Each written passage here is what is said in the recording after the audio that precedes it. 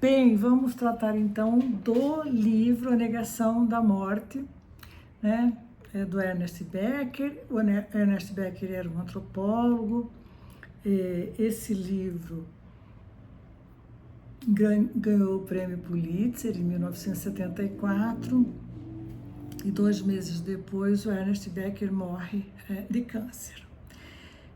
Em todo o seu livro, ele repete, né, ele vai descrevendo as maneiras que a gente usa para negar a morte, né, explicando que o medo da morte é universal, né, que é natural, que a gente se manifesta em toda a humanidade, apesar de a morte ser a nossa única certeza.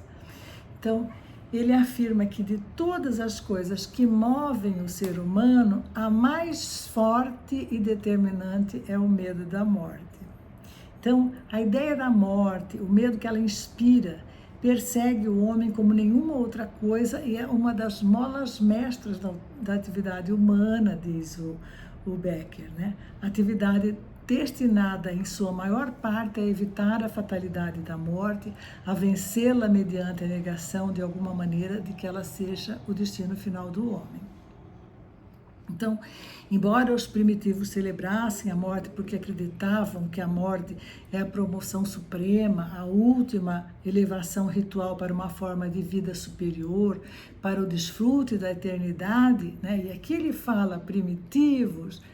Eu não sei dizer se ele está falando dos antigos, né, ou dos indígenas, podendo até estar se referindo aos indígenas, mas eu não vou parar para fazer essa análise ou essa crítica, lembrando que o livro é de 50 anos atrás, quando já não se falava primitivos para indígenas, né, mas a gente sabe que os indígenas têm uma outra relação com a morte diferente da que nós temos, né. Quem duvida disso vai ler os livros do Ailton Krenak, né? Mas vamos pular essa observação e observar que se por um lado ele cometeu tal deslize, por outro ele tece reflexões brilhantes e atuais sobre, desde o prefácio, né? Sobre o medo da morte, desde o prefácio, e critica, por exemplo, ele fala que alguns investimentos, né, algumas transferências, alguns investimentos que fazemos são formas de negar a morte, né? Então ele critica, por exemplo, o armamento bélico num mundo em que as condições de vida do planeta eram as piores do que nunca. Isso ele está falando no fim dos anos 60, início dos 70, né, do século XX. Ele volta a esse assunto no livro brilhantemente. Vejam que a gente está vivendo, né, nosso planeta ameaçado de morte pelos abusos contra a natureza, né, e os homens poderosos, embriagados com sua grandeza, poder e sentimento de imortalidade, investindo nessa poderosa indústria armamentista e produzindo cada vez mais sofisticados armamentos bélicos, né? Vejam Israel tem um domo de ferro que impede os mísseis de chegar lá, ele pode atirar nos outros, mas ninguém atira nele, né? Então eles investem nesses armamentos bélicos e se tornam mais ricos, né? Esses poderosos, né? Se tornam mais ricos e mais poderosos enquanto bombardeiam e dizimam outras populações, né?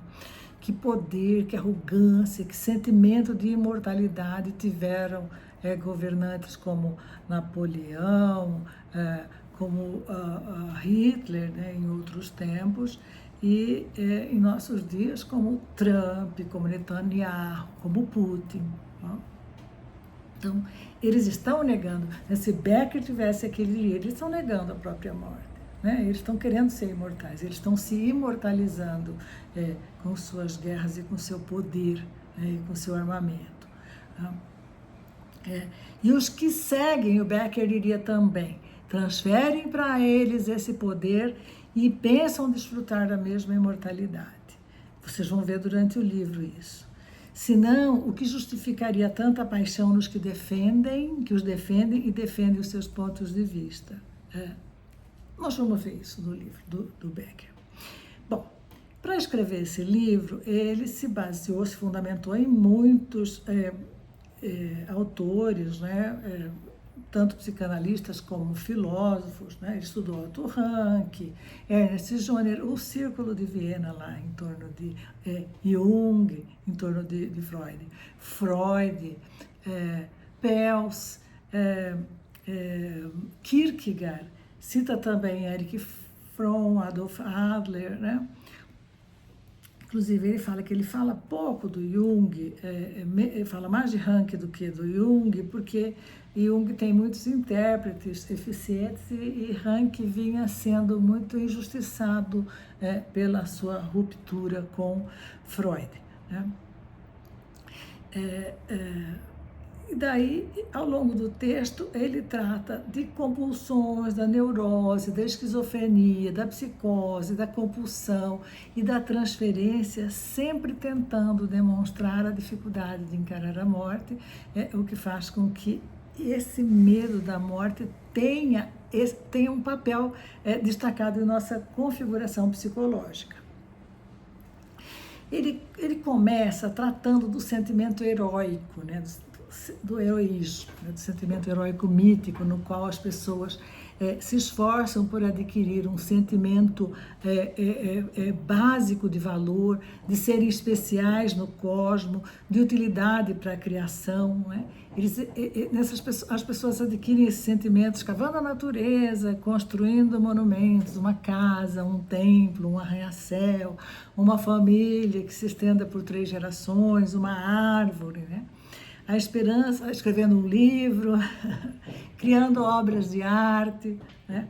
A esperança e a fé em que as coisas que o homem cria em sociedade tenham um valor e um significado duradouro, que dure para além dele, né? Que sobrevivam ou sobreponham a morte ou a decadência para que o homem e seus produtos tenham importância.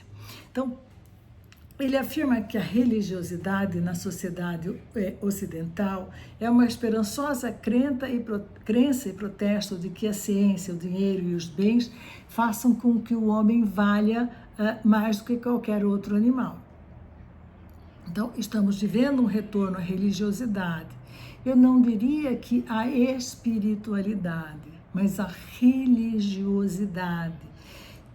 Só que de uma forma que não pode deixar de ser questionada. Quando a religião assume o poder político e o governo de um povo, como acontece no Irã, que vive uma teocracia há mais de 40 anos, não dá para não questionar, né? Assistam os filmes do ano passado sobre o Irã, A Semente do Fruto Sagrado e Meu Bolo Preferido. Assistam, para ter uma ideia do que acontece ali naquela teocracia, né? Onde tudo é proibido, as mulheres são proibidas de tudo, né? Da mesma forma, aqui no Ocidente, nós estamos vivendo discursos políticos em nome da religião, com um Deus muito parecido com aquele lá dos ayatolás, né? Um Deus raivoso, que permite privilégios para os escolhidos e proíbe a cultura, a literatura, a liberdade de pensamento, a arte, né? E não é nem de expressão do pensamento, é de pensamento, né? Que determina o que os professores têm que ensinar e o que eles não podem mais ensinar, né? São formas bem assustadoras de religiosidade, uma religiosidade que nega e persegue todas as outras formas de fé e de manifestação religiosa. Ele sugere que se todas as pessoas admitissem honestamente sua ânsia por serem heróis, isso seria a arrasadora da libertação da verdade e faria com que os homens tivessem um sentimento básico de valor humano como contribuintes sem igual para a vida cósmica. Mas só as sociedades que então ele chamava de primitivas proporcionavam esse sentimento a seus membros. Se vocês duvidam disso, leiam, já falei, leiam os livros do Ailton Krenak. Né? Para quem não conhece, Ailton Krenak é aquele jovem indígena lá da Constituição que pinta o rosto de preto e vai falando, né, em defesa da natureza. Atualmente ele é membro da Academia Brasileira de Letras e escreveu uns livrinhos pequenininhos, mas brilhantes, né? Como Ideias para Adiar o Fim do Mundo, O Amanhã Não Está à Venda, né? Em que manifesta o profundo respeito e cuidado com a natureza. Né? Ou ainda o livro do outro indígena, Davi Copenaua, que escreveu com um antropólogo francês também, que se chama A Queda do Céu. Né? Nesse livro belíssimo, o Davi Copenaua fala desse mito indígena, né, que os deuses, né, não um deus, são os deuses dos índios, né, os espíritos seguram o céu, né, eles seguram o céu, só que eles estão sendo muito atacados, a natureza está sendo muito atacada, e eles estão sendo feridos, e eles não terão mais forças para segurar o céu, e o céu cairá sobre o mundo, e esse será o fim, né, o fim do mundo. Então, voltando ao Becker, né, e a sabedoria indígena, ele diz que o sentimento do heroísmo fazia o homem dar a vida pela sua pátria, sua sociedade ou sua família, atirar-se sobre uma granada para salvar os companheiros, mas tem que crer que o que está fazendo é verdadeiramente heróico, transcendente ao tempo e significativo. Entretanto, ele vai nos dizer, a crise da sociedade está no fato de que os jovens já não se sentem seres heróicos no sentido que a sua cultura preparou e que entramos numa época de crise do heroísmo que atinge todos os aspectos da vida social. Aqueles que abandonam o heroísmo da universidade, da atividade econômica e de uma carreira, o heroísmo da atividade política, né? E surge daí, né, os anti-heróis que também arregimenta adeptos, né, e seguidores. Né? Teve um caso muito interessante, o Charles Manson, né, que depois toda aquela comunidade se mata, né? Era um anti-herói, né? Então, esses anti-heróis, né, cujos atos atormentados de heroísmo atacam o sistema que deixou de representar o heroísmo estabelecido no consenso. Né? Os jovens perceberam que, assim como há auto-sacrifícios inúteis em guerras injustas, também existe uma ignóbil atividade de sociedades inteiras como destruidora a atividade heróica da Alemanha de Hitler, né, com aqueles slogans, né, a pátria, a família, né, ou o simples e tolo ato heróico da aquisição e exibição de bens de consumo no acúmulo de dinheiro e de privilégios que agora caracteriza o sistema de vida inteiros. Tá? O interessante é que ele ainda esclarece no livro, né? Tanto capitalistas como soviéticos, ele não fala comunistas, quanto soviéticos, acontece tanto com os capitalistas quanto com os soviéticos, né? Porque, na verdade, a União Soviética ainda existia naquele tempo e ele já sabia que o outro lado da mesma moeda era a mesma moeda, né? O outro lado da moeda faz parte da mesma moeda. Mas interessante do pensamento de Becker sobre esse heroísmo, essa grande causa que as pessoas se dedicam apaixonadamente, é que podemos identificar os posicionamentos ideológicos de direita e de esquerda, né? Pessoas de direita e esquerda elegerem líderes supremos e colocá-los em lugar de deuses para que possam defender e se dedicar, né? Então, observem as manifestações, como é que elas estão se tornando atos heróicos em defesa de uma causa, e essa causa é inquestionável. Não adianta você perguntar, mas você não viu isso que ele fez, que seu líder fez, né? Não adianta. Eles negam. Nada que o político ou o líder daquela vertente faça pode ser criticado, né? Ele é o representante do bem contra o mal. Tudo que ele faz está no reino do bem. E tudo que o outro faz está no reino do mal absoluto, né? E tudo que o líder dele faz tem que ser defendido até com a própria vida, né? Então, com certeza, Becker diria que aí está outra forma de heroísmo para negar a finitude e ganhar a imortalidade, né? Aderir a uma causa superior, né? Aderir a uma causa. A gente perdeu o sentido de comunidade e essa tem sido uma forma de fazer parte de um movimento, de alguma causa grande que a gente vem observando, né? Porque para o autor, a questão da atividade heróica é o problema central da vida humana, porque é baseado no narcisismo e na necessidade de amor próprio que a gente tem desde criança. Vejam que interessante, né? E ele não era psicanalista, ele estudou os psicanalistas para escrever esse livro. Ele era antropólogo.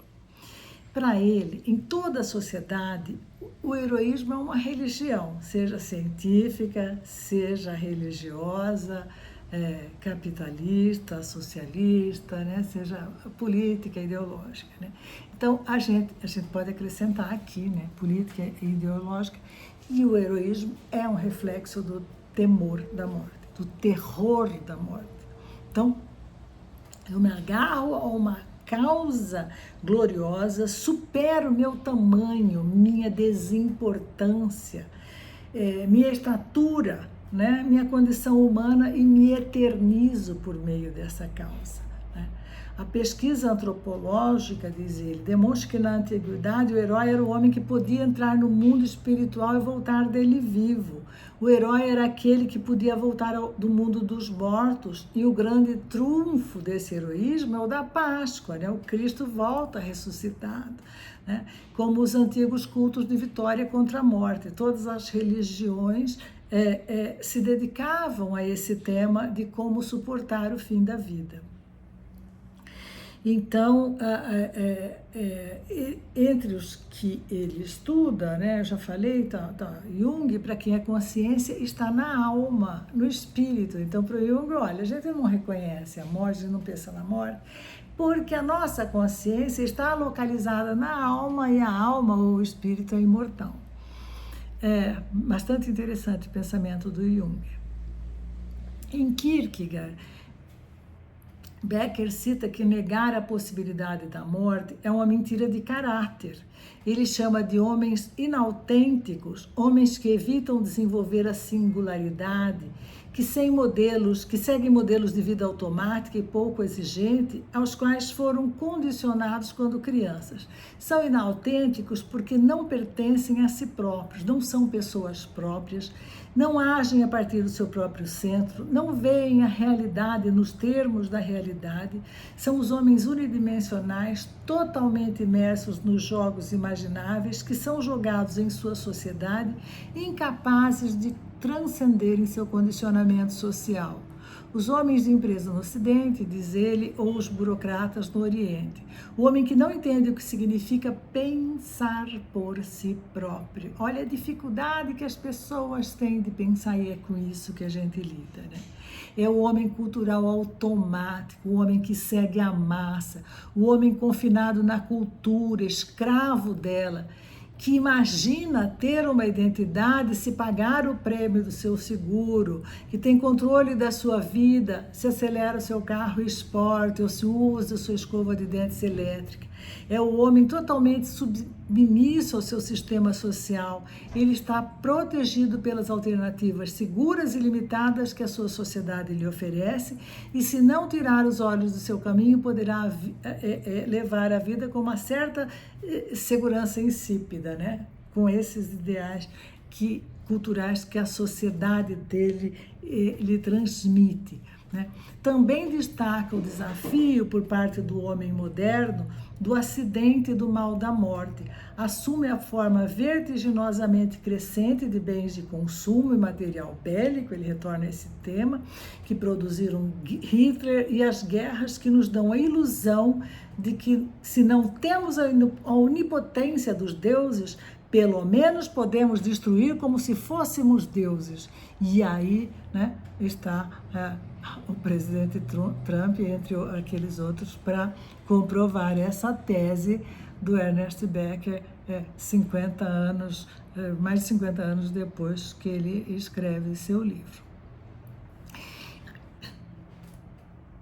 Ele conclui: que criatura indigna e patética é o homem quando imagina que ao viver apenas para si mesmo está obedecendo à sua natureza. Ainda baseando-se em Kierkegaard e Freud, argumenta que a criança desenvolve estratégias para manter o amor próprio, desde aquela briga com os irmãos, quando ele está disputando o amor da mãe para ser único e merecedor do amor da mãe ou dos pais, e que essas técnicas se tornam uma armadura para manter a pessoa prisioneira. O amor próprio, que começa como defesa na infância, se transforma em armadilha, ele diz, que mantém a pessoa prisioneira a vida inteira. Eu costumo falar que eu não trabalho com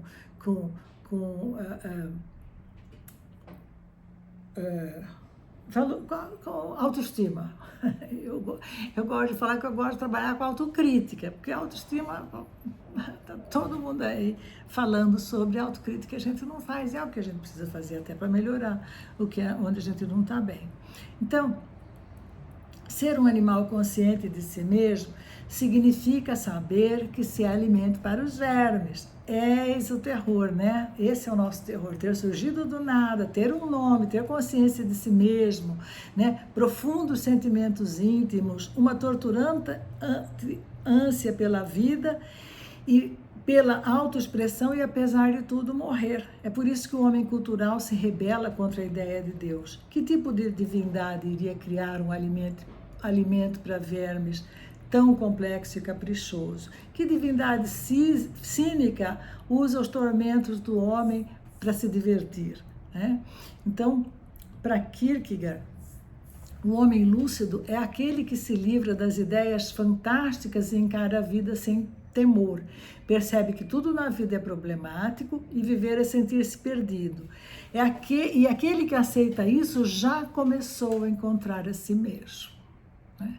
Sentir-se perdido já é o começo do encontro de si mesmo, né? Aquele que se sente perdido já começou a pisar em terra firme. Isso os grandes gênios da literatura nos dizem, né? Guimarães Rosa nos diz em Grande Sertão Veredas: viver é muito perigoso. O tempo todo ele repete: viver é muito perigoso, né? Para Kierkegaard, o homem não pode abolir a angústia, mas usar a angústia como eterna mola para prosperar para novas dimensões do pensamento e confiança. Da relação entre Jung e Freud, ele destaca que o Jung tinha convicção de que a terapia sexual de Freud estava errada e que a civilização estava erigida com base na repressão, mas não a repressão da sexualidade, mas da ideia da morte, a repressão da ideia da morte, a repressão da morte. O homem procurava primordialmente fugir à ideia da morte, né? Fugir à morte, fugir à ideia da morte. Rank também se questionaria, assim como Jung, Rank também se questionaria como a teoria psicanalítica podia curar o terror da vida e da morte, se sequer podia curar os problemas do sexo que ela postulava. Becker acredita que Freud nunca abriu mão da centralidade da sexualidade na vida humana, porque Freud, tinha um narcisismo acentuado, que sua mãe o criou assim, e enquanto viveu, a mãe de Freud o chamou de meu sigdourado. Então, ele trata os 3 desmaios de Freud, e tem que ler o livro, gente, é maravilhoso. E considera que Freud se recusava a afastar-se de sua teoria do instinto e adotar a ideia mais geral do medo da morte. No capítulo 7, ele vai tratar do feitiço das pessoas, o nexo da dependência e da transferência, né? Então, ele define a essência da transferência como uma subjugação do terror. Realisticamente, o universo detém um poder esmagador para além de nós, para além de nós, percebemos o caos. Na verdade, não podemos fazer muita coisa a respeito desse inacreditável poder, exceto uma: podemos dotar de poder certas pessoas, né? Na criança, o objeto da transferência pode estar dotado de poderes transcendentes do universo, que agora tem em si próprio o poder de controlar, comandar e combater esses poderes. A transferência é a experiência do outro como o mundo todo do indivíduo, tal como o lar é para a criança seu mundo todo. Assim, à medida que a criança cresce e toma conhecimento da morte, tem uma dupla razão para abrigar-se nos poderes do objeto da transferência, e o mistério e a solidez do objeto da transferência darão ao indivíduo proteção enquanto ele viver. Esse uso do objeto da transferência explica a ânsia de deificação do outro, a constante colocação de certas pessoas selecionadas em pedestais, a atribuição a elas de poderes extraordinários. Quanto mais elas têm, mais passa delas para nós, mais a gente recebe delas esse poder. Nós participamos da sua imortalidade, por isso criamos imortais. Historicamente, ele diz, quando o homem ocidental vivia em segurança sob o pálio quadro judaico cristão, o homem fazia parte de um grande conjunto. Ele viera do mundo invisível para o visível por uma obra de Deus, né? Por um ato de Deus. Cumpriu o seu dever para com Deus ao levar uma vida com dignidade e fé, casando-se por obrigação, procriando por obrigação, oferecendo a vida inteira ao Pai, como fizera Cristo. Em troca, era absolvido pelo Pai e recompensado com a vida eterna. O heroísmo cósmico do homem estava assegurado, pois entraria para outra dimensão chamada céu. O cristianismo pegava a consciência da criatura e transformava na própria condição para o heroísmo cósmico do homem. Com o afastamento da religião e da solução religiosa para a morte, se o homem já não tinha Deus, como se fundiria com um significado mais elevado para sentir-se heróico e saber se sua vida tinha importância? A autoglorificação de que ele precisava em sua natureza mais íntima, agora procurava em seu parceiro amoroso. Então, o parceiro amoroso se torna o seu ideal divino, no qual realiza a sua própria vida. Todas as necessidades espirituais e morais passam a ser focalizadas num só indivíduo.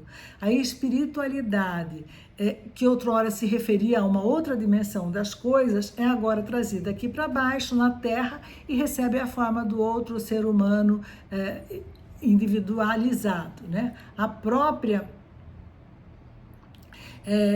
elevação já não é referida a uma abstração como Deus, mas pode ser procurada na beatificação do outro, e ele agora vive uma cosmologia de dois, né?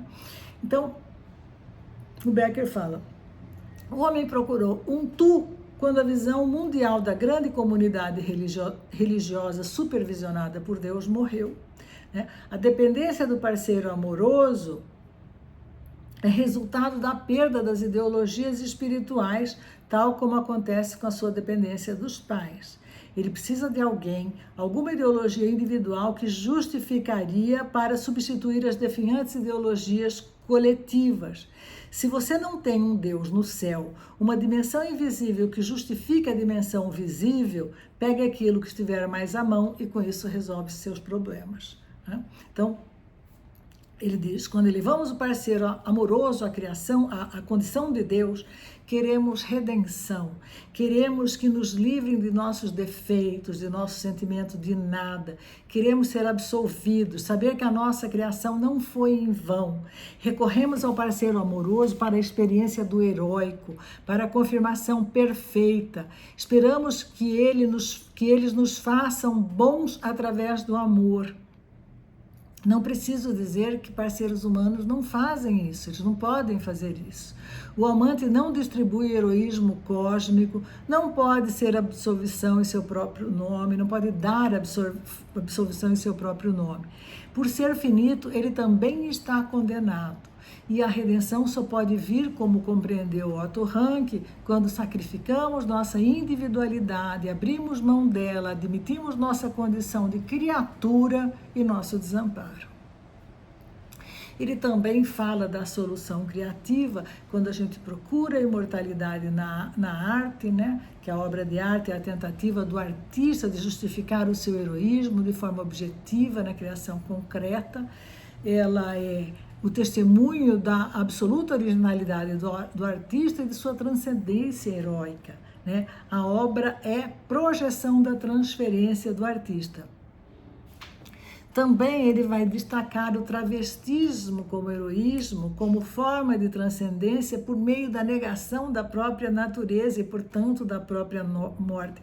Mas não só o travestismo sexual, mas outras formas de travestismo, quando eu me transformo em outra coisa. Por exemplo, o travestismo juvenil, né? Todos nós conhecemos mulheres de 70 anos que se vestem como se tivessem 18, né? Que se travestem de mocinhas, né? Ou velhos que namoram mocinhas e se travestem de mocinhos, se comportam como se mocinhos fossem, né?